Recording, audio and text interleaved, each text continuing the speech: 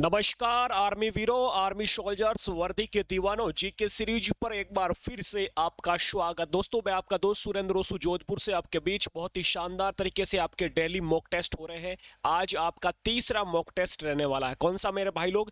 तीसरा mock test रहने वाला है। अपन ने 2 मॉक टेस्ट कर लिए हैं। आपके लिए 15 प्रश्न आने वाले। कितने? आपके लिए 15 प्रश्न आने वाले हैं। इनमें से देखते हैं कितने प्रश्नों के आप सही जवाब दे पाते हो। लास्ट में कमेंट करके पूरी क्लास होने के बाद आप बताएंगे कि गुरुजी हमने इतने प्रश्नों के सही जवाब दिए, तो उससे मुझे पता चलेगा कि मेरे भाई लोगों की तैयारी कैसी है और मुझे थोड़ा और मॉडरेट लेवल का पेपर बनाना चाहिए। तो आर्मी एग्जाम सभी, चाहे जीडी, टेक्निकल, कर्रक, एनए कोई भी हो, उन सब के लिए डेली आपके लिए जीके मॉक टेस्ट लेके आ रहा हूं। पहला प्रश्न आपके सामने ये आ चुका है।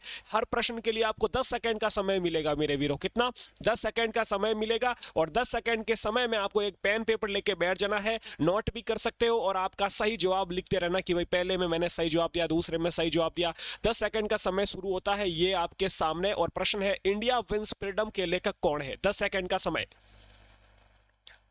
इंडिया विंस फ्रीडम पुस्तक के लेखक कौन है? समय आपका यहां पर है कंप्लीट होता हुआ। 10 सेकंड कंप्लीट हुए। दोस्तों, इंडिया विंस फ्रीडम पुस्तक के लेखक आपको याद रखना है मौलाना अबुल कलाम आजाद साहब है।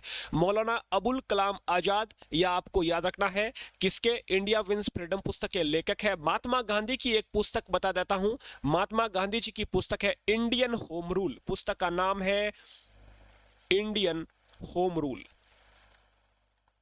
Indian home rule. और गोखले माई पॉलिटिकल गुरु, ये भी महात्मा गांधी की पुस्तक है। ट्रेन टू पाकिस्तान, खुशवंत सिंह पुस्तक है। Train to Pakistan, train to Pakistan किसकी पुस्तक है? खुशवंत सिंह की। तो ये भी आप याद रख सकते हो साथ में। ऑप्शन आपका सही जवाब ए हो जाएगा। दूसरे प्रश्न की ओर चलते हैं। ये रहा मेरे वीरों के, अजंता एलोरा की गुफाएं कहां पर है? केव्स यानी अजंता एलोरा आपको बताना है कहां पर है। 10 सेकंड का समय शुरू।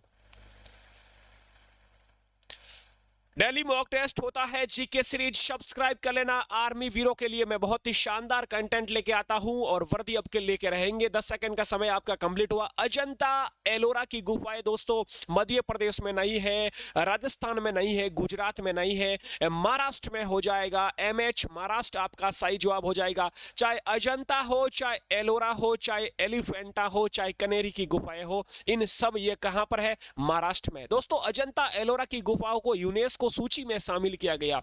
यूएनईएससीओ, यूनेस्को। यूनेस्को की स्थापना 1900 कब होती है भाई? 1945 में। इसकी स्थापना 1945 में होती है। यूनेस्को का मुख्यालय पेरिस, फ्रांस में है। और यूनेस्को सूची में कब शामिल किया अजंता एलोरा की गुफाएं को? याद रखना, 1983 में इसे शामिल किया गया अजंता एलोरा की गुफाएं को यूनेस्को सूची में। तीसरा प्रश्न ये रहा, जापान की राजधानी बताना है। 10 सेकंड का समय।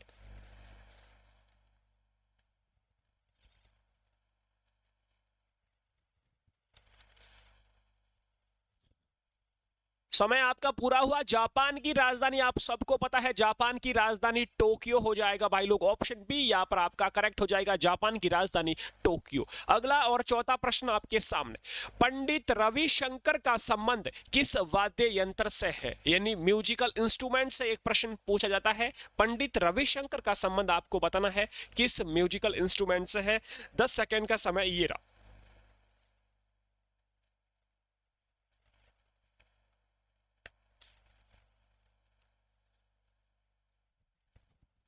समय आपका यहां पर कंप्लीट होता हुआ। पंडित रविशंकर का संबंध हो जाएगा सितार से, हो जाएगा शहनाई से, हो जाएंगे अपने बिस्मिल्लाह खान। कौन भाई? बिस्मिल्लाह खान का संबंध किससे हो जाएगा? शहनाई से हो जाएगा। तबला से किसका हो जाएगा?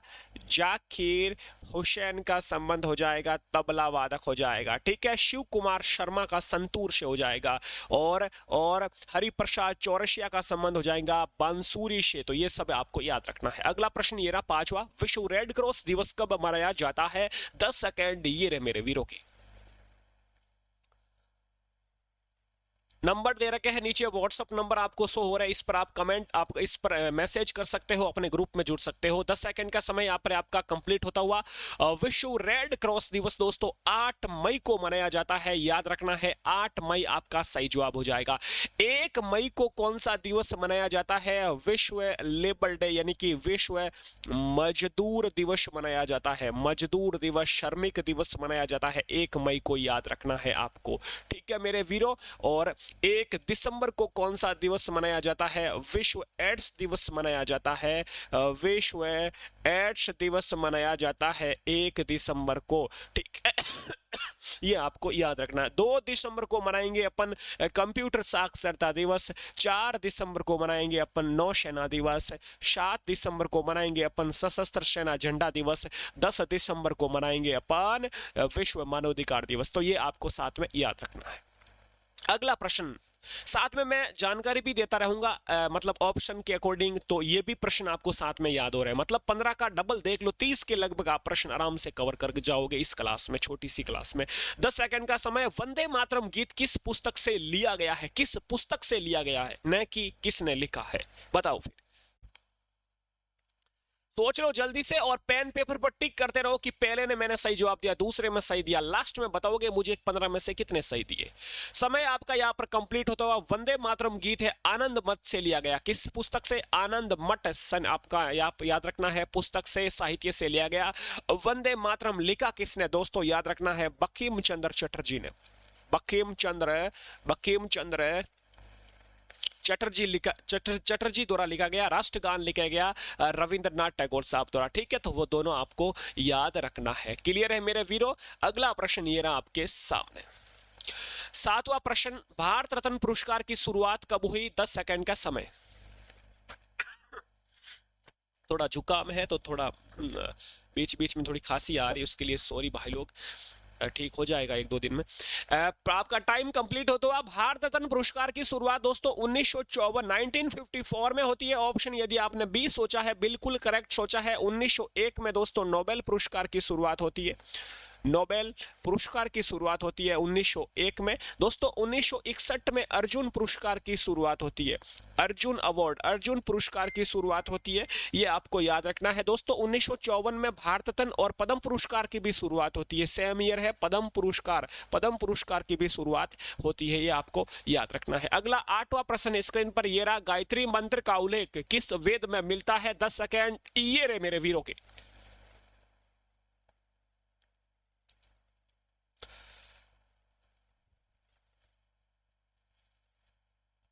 10 सेकेंड आपका यहाँ पर कंप्लीट होता हुआ। यदि आपने ऑप्शन ऋग्वेद सोचा है तो बिल्कुल करेक्ट सोचा है। गायत्री मंत्र का उल्लेख ऋग्वेद में मिलता है। ऋग्वेद को कहा जाता है, ऋग्वेद को कहा जाता है सबसे पुराना वेद कहा जाता है, पुराना वेद कहा जाता है। 4 वेद है आपके सामने, ये भी पूछ लेगा इनमें से कौन सा वेद नहीं है, तो चारों के वेदों के नाम भी पता होना चाहिए, ठीक है मेरे वीरों। संगीत के बारे में जानकारी मिलती है सामवेद से, संगीत के बारे में जानकारी मिलती है सामवेद से, याद रखना है। गायत्री मंत्र का उल्लेख ऋग्वेद में है भाई लोग। ऑप्शन आपका डी करेक्ट हो जाएगा। अगला प्रश्न ये रहा 9वां प्रश्न, दिल्ली चलो का नारा किसने दिया? 10 सेकंड आपके पास। दिल्ली चलो का नारा,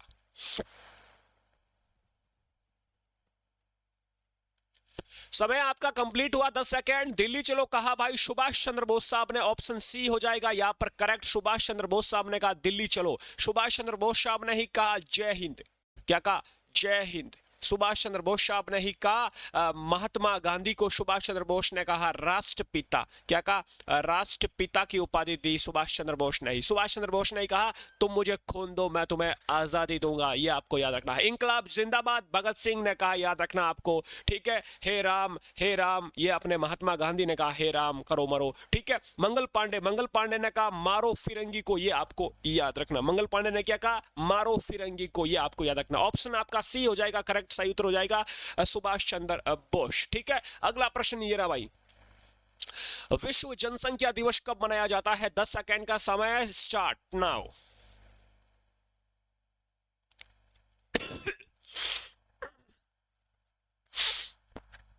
10 सेकंड का समय यहाँ पर कंप्लीट होता हुआ मेरे वीरो आर्मी वालों, जोधपुर से आपके बीच हूं मैं, आपका दोस्त सुरेंद्र रोशु। और 10वें प्रश्न का सही जवाब, यदि आपने विश्व जनसंख्या दिवस 11 जुलाई दिया है, बिल्कुल करेक्ट दिया है। 11 जुलाई आपका सही उत्तर हो जाएगा। 1 जुलाई जीएसटी दिवस मनाया जाता है, 11 जुलाई को मनाएंगे विश्व जनसंख्या दिवस। क्लियर, वेरी नाइस जवाब आ रहे हैं, वेरी नाइस। 11 जुलाई। अगला प्रश्न देख लीजिए फिर। जापान की संसद, जापान की राजधानी अपन ने टोक्यो पढ़ी, एक प्रश्न आया। अब संसद का नाम पूछ लिया है, पार्लियामेंट का, तो जापान की संसद का नाम बताना है आपके पास। यहाँ पर रहने वाले हैं 10 सेकेंड, जल्दी से सोच लीजिए किसकी कौन सी संसद है। समय आपका यहाँ पर कंप्लीट होता हुआ। जापान की संसद हो जाएगी मेरे वीरो डाइट, क्योंकि पान खाना है तो डाइट अच्छी रखनी पड़ेगी। डाइट याद रखना ट्रिक के रूप में आपको याद रख सकते हो।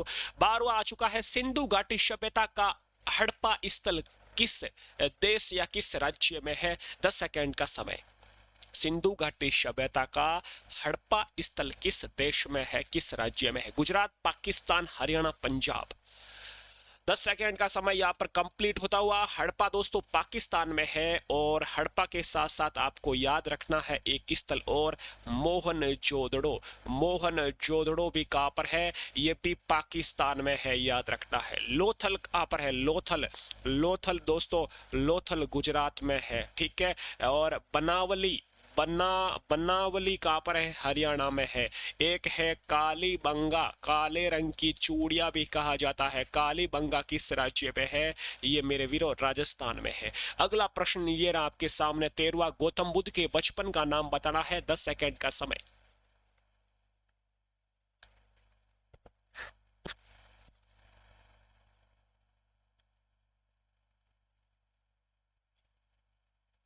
कंप्लीट होता हुआ यहाँ पर आपका समय। गौतम बुद्ध के बचपन का नाम मेरे वीरों याद रखना आपको सिद्धार्थ, आपने सही जवाब दिया है, सिद्धार्थ सही उत्तर हो जाएगा। शुद्धोधन गौतम बुद्ध के पिता का नाम था। गौतम बुद्ध के माता का नाम माया देवी था, माता माया देवी था। मौसमी एक मौसी थी, गौतमी मौसी, उन्होंने जो है पालन पोषण किया, ये भी आपको याद रखना है। तो सिद्धार्थ हो जाएगा बचपन का नाम। आज का सेकेंड लास्ट प्रश्न, यूनेस्को की स्थापना कब हुई? 10 सेकेंड का समय।